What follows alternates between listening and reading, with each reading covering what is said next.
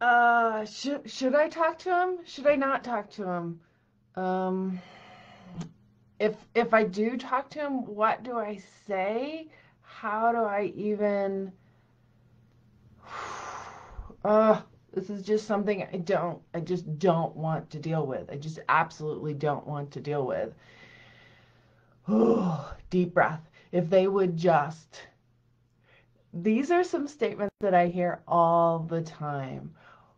How do you even approach someone who's having a substance abuse problem? How do you even talk to them? And most of us just want to say, no, I don't want to think about this. Maybe it'll just go away if I leave it alone. I'll confront it when I have to. Those are all things that often leave us unprepared and unplanned, which can cause more difficult situations. And when we're talking about this, let's think about two opposites. If addiction is use to deal with pain, to deal with situations that the person themselves can't deal with, doesn't have the skill to deal with, doesn't know how to deal with, that's why they use, because addiction is effective. Using something does numb the pain, does maybe make you 10 feet tall, does create the situation to where you feel better, at least temporarily in the moment, then connection is the answer. What you don't want to do is not educate yourself on how to connect. I know, as the loved one of someone who's dealing with substance abuse issues, you have tried, you have asked, sometimes you've begged, you've cried, you've done all those things. The question is, did you educate yourself on how to do this so that the person who is in pain and using can hear you? I'm Tanya. I work with people who love addicts, spouses, children, parents, and often this is women. Women are often the ones who take care of everyone. Sometimes it's men, but often it's women who take care of everyone.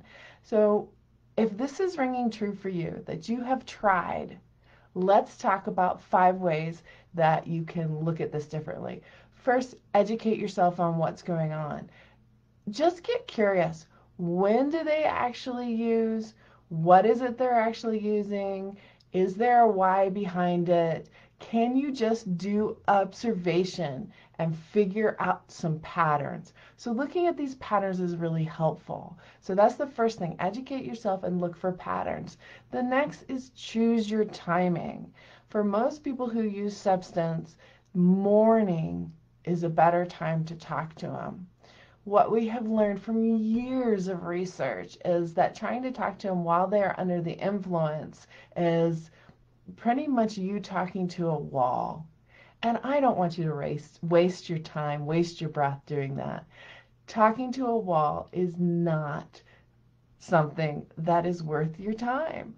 So choose your timing. That's again educating yourself and getting curious about when they are using, when they're not using, and if they're using all the time, looking at a time when they are less under the influence.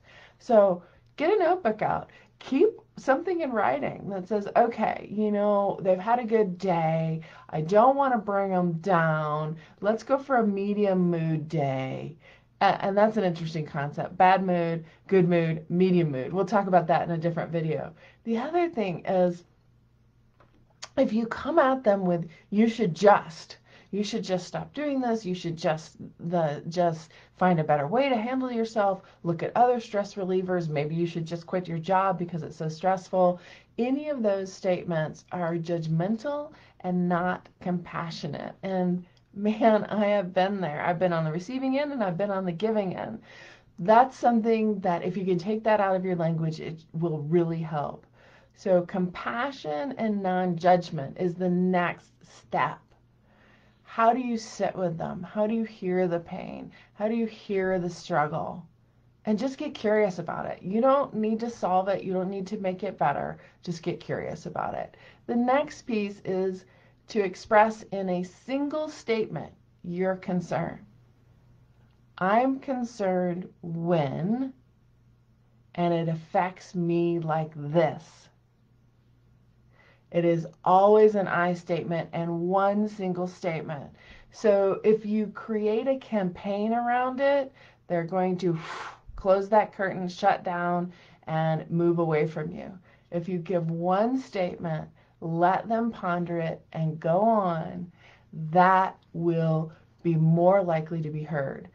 The fifth and final one is to offer support. And this is not just a one-time thing. Think about when you were raising children. Think about when your children were young. They didn't stand up and walk immediately. They didn't choose to like good food immediately. It takes, my understanding is it takes almost 30 tries for a child to try something new.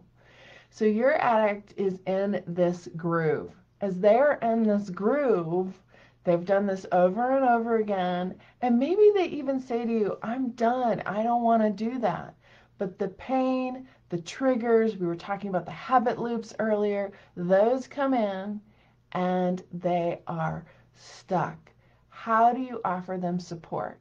So again, if addiction is looking at how do I numb the pain, and connection is the answer, non-judgmental compassion and sharing your concerns and then offering support. It may take a little while, but we have strategies and connection ways to handle this, and you're not alone. So I'll give you the statistic one more time and hopefully you hear it. Every addict affects intimately at least 5 people. So you are totally in good company and learning how to connect. Maybe something that both you and the person who is using need to figure out.